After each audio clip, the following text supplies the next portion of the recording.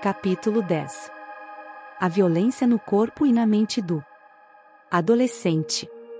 A adolescência sempre foi considerada um período difícil no desenvolvimento do ser humano, com mais desafios do que na infância, criando embaraços para o próprio jovem como para os seus pais e todos aqueles que com ele convivem.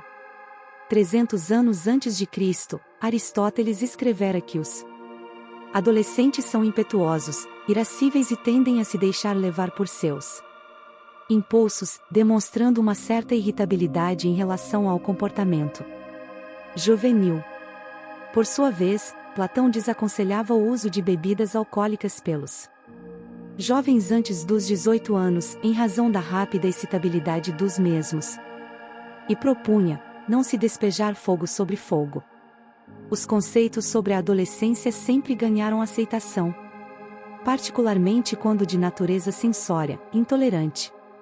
No século XVII, em sermão fúnebre, um clérigo afirmava que a juventude era como um navio novo lançado ao oceano sem um leme, sem lastro, ou piloto para dirigi-lo, como resultado de uma observação externa, sem aprofundamento, de modo que se pudesse compreender as significativas transformações que se operam no ser em formação, compelindo-o para as atitudes anticonvencionais, período assinalado por mudanças estruturais.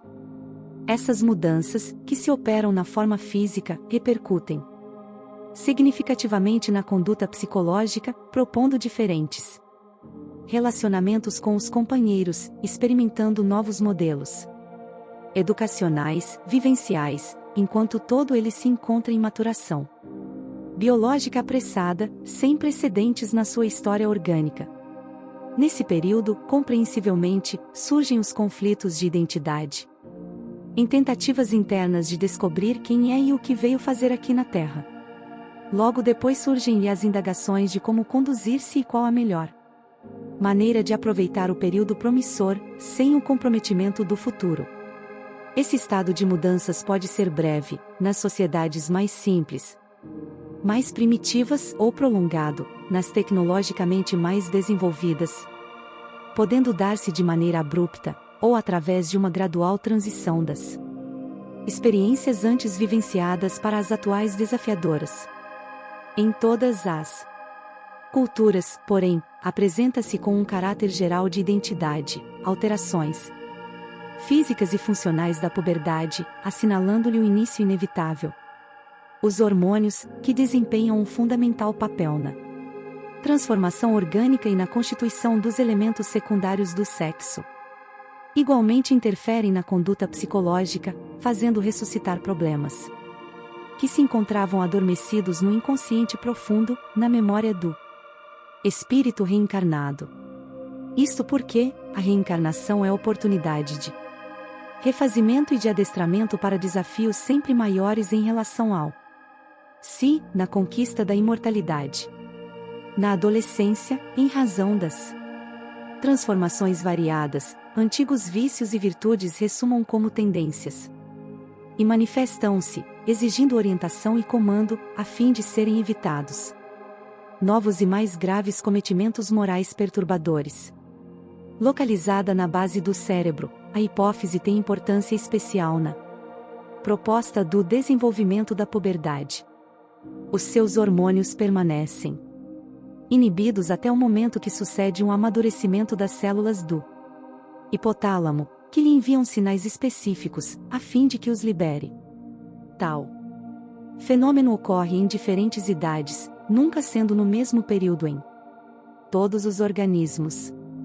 Esses hormônios são portadores de uma carga muito forte de estímulos sobre as demais glândulas endócrinas, particularmente a tireoide, a adrenal, os testículos e os ovários, que passam a produzir e ativar os seus próprios responsáveis pelo crescimento e pelo sexo. Surgem, então, os androgênios, os estrogênios e as progestinas, estas últimas responsáveis pela gravidez. No metabolismo geral, todos eles interagem de forma que propiciem o desenvolvimento físico e fisiológico simultâneos. Nesse período de transformações orgânicas acentuadas, o adolescente Não poucas vezes, sente-se estranho a si mesmo. As alterações experimentadas são tão marcantes que ele perde o contato com a sua própria realidade, partindo então para o descobrimento de sua identidade de forma estranha, inquieta, gerando distúrbios que se podem acentuar mais, caso não encontre orientação adequada e imediata. Em razão da dificuldade de identificação do si, o jovem tem necessidade de ajustar-se à imagem do seu corpo, detendo-se nos aspectos físicos, sem uma percepção correta da realidade, o que o conduz a conclusões equivocadas, a respeito de ser amado ou não, atraente ou repulsivo, por falta de uma capacidade real para avaliação. Nas meninas, o ciclo menstrual surge de uma forma desafiadora e quase sempre causa surpresa, reação prejudicial, quando não estão preparadas, por ignorarem que se trata de um ajustamento fisiológico, ao mesmo tempo símbolo de maturidade sexual. A desorientação pode deixar sinais negativos no seu comportamento, particularmente sensações físicas dolorosas, rejeição e irritabilidade, na área psicológica, após a menarca. Outras sequelas podem ocorrer na pré ou na pós-menstruação, exigindo terapia própria. Os rapazes, por sua vez, se não esclarecidos, podem ser surpreendidos com os fenômenos sexuais espontâneos, como a ereção incontrolada e as ejaculações desconhecidas. Nessa fase eles vivem um espaço no qual tudo pode tomar características de manifestação sexual, odor, som, linguagem, lembrança. Não sabendo ainda como administrar essas manifestações espontâneas do organismo, embaraçam-se e descontrolam-se com relativa facilidade. Certamente, os jovens da atualidade se encontram muito mais informados do que os outros das gerações passadas, não obstante esses conhecimentos estejam muito distorcidos na mente juvenil, o que perturba aqueles de formação tímida ou portadores de qualquer distúrbio ainda não definido.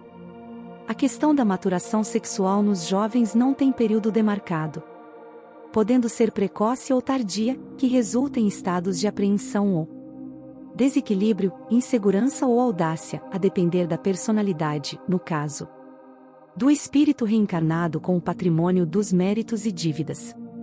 O amadurecimento psicológico faz-se, nessa ocasião, com maior rapidez do que na infância. Há mudanças cognitivas muito fortes que desempenham um papel crítico para o jovem cuidar das demandas educacionais, sociais, vocacionais, políticas, econômicas, sempre cada dia mais complexas.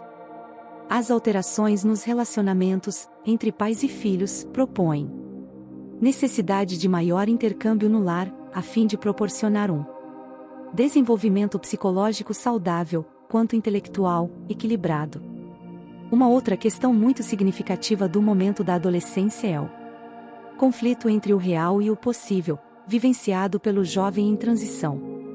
Ao constatar que o real deixa-lhe muito a desejar, porque se encontra num período de enriquecimento psíquico, torna-se rebelde e transtorna-se, o que não deixa de ser uma característica transitória do seu comportamento.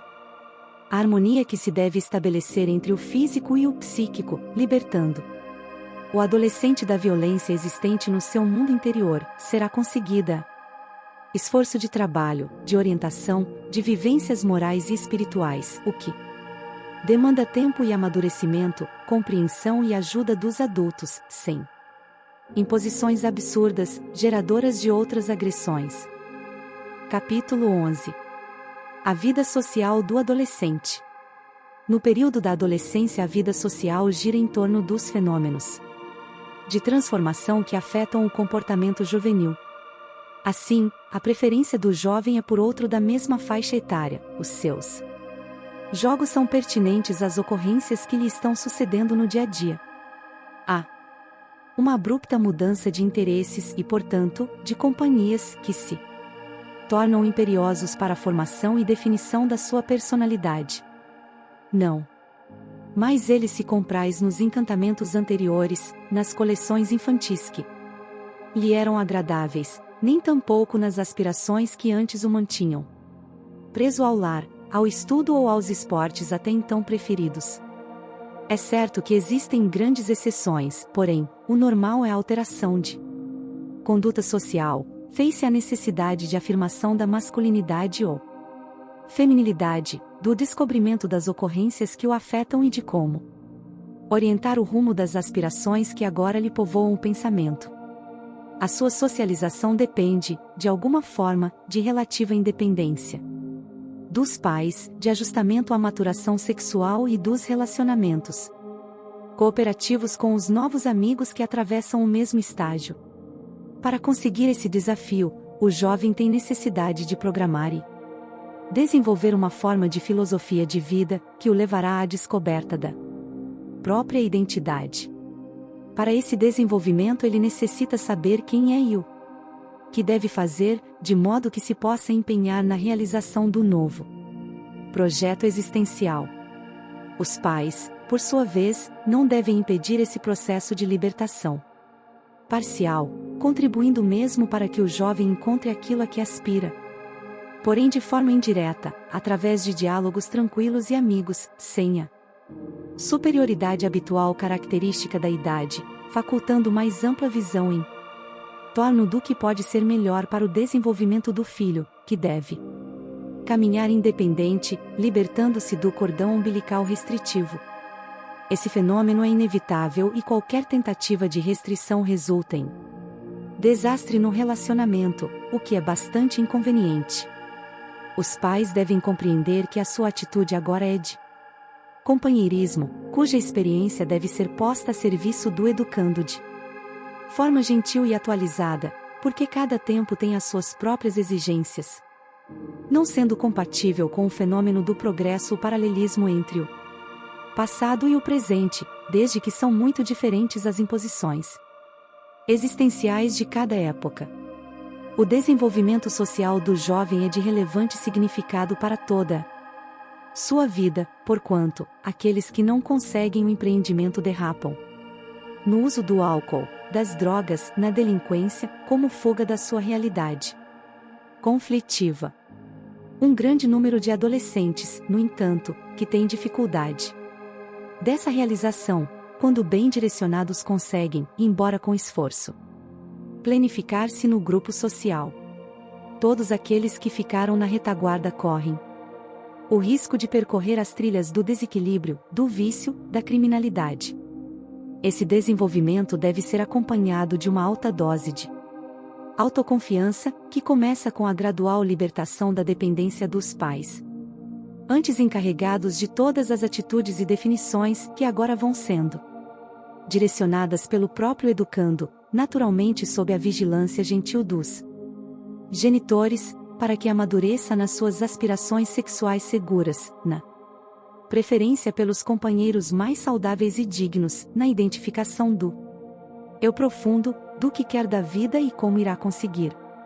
A vocação começa a aparecer nessa fase, levando o jovem a integrar-se no seu mundo, onde lhe é possível desenvolver o que aspira, sem o constrangimento de atender a uma profissão que foi estabelecida pelos genitores sem que ele tenha qualquer tendência ou afinidade para com a mesma.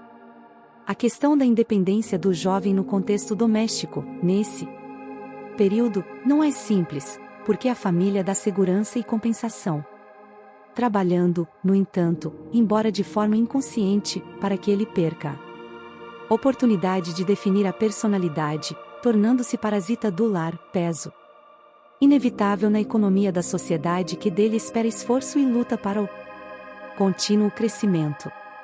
Nesse sentido, outra dificuldade consiste na seleção dos amigos, particularmente quando estes se apresentam como modelos pré-fabricados pela mídia, musculosos, exibicionistas, sem aspirações relevantes, sensuais e vazios de significado psicológico, de sentido existencial.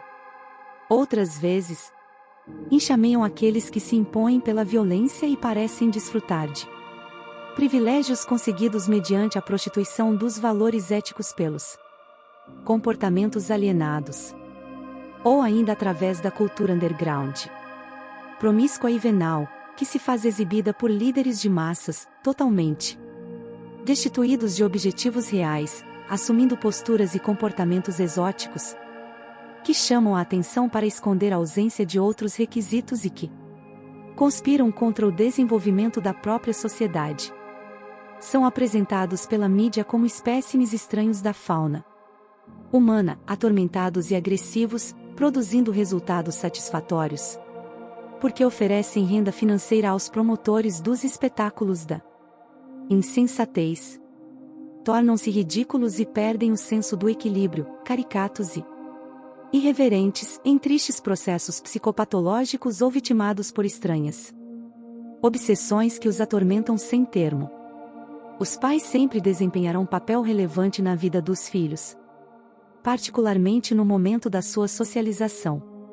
Se forem pessoas sociáveis, equilibradas, portadoras de bons relacionamentos humanos, vão se tornar paradigmas de segurança para os filhos que, igualmente acostumados ao sentido de harmonia e de felicidade doméstica, elegerão aquelas que lhes sejam semelhantes e formarão o seu grupo dentro dos mesmos padrões familiares, ressalvados os interesses da idade. Todo jovem aprecia ser amado pelos pais e desfruta essa afetividade com muito maior intensidade do que demonstra, constituindo-lhe segurança, que passa adiante em forma de relacionamento social agradável. Quando o convívio no lar é caracterizado pelos atritos e discussões sem sentido, a sua visão é de que a sociedade padece da mesma hipertrofia de sentimentos, armando-se de forma a evitar-lhe a interferência nos seus interesses e buscas de realização pessoal. Em consequência, torna-se hostil à socialização, em virtude das lembranças desagradáveis que conserva do grupo familiar, que passa, na sua imaginação, como sendo semelhante ao meio social que irá enfrentar. O jovem é convidado, por si mesmo, à demanda de transformar-se em um adulto capaz, que enfrente as situações difíceis com equilíbrio, que inspire confiança, que seja portador de uma autoimagem positiva, mesmo quando se torna independente dos progenitores, preserva a satisfação de saber-se amado e acompanhado à distância, tendo a tranquilidade da certeza que a sua existência não é destituída de sentido humano nem de valor positivo para a sociedade. Se isso não ocorre, ele faz-se competitivo, desagradável, mesquinho e inseguro, buscando outros equivalentes que passam a agrupar-se em verdadeiras hordas, porque o fenômeno da socialização continua em predominância na sua natureza, somente que, agora, de forma negativa. A socialização do jovem é um processo de longo curso, que se inicia na infância e deve ser acompanhada com muito interesse e cuidado, a fim de que, na adolescência, esse desenvolvimento não se faça traumático nem desequilibrante.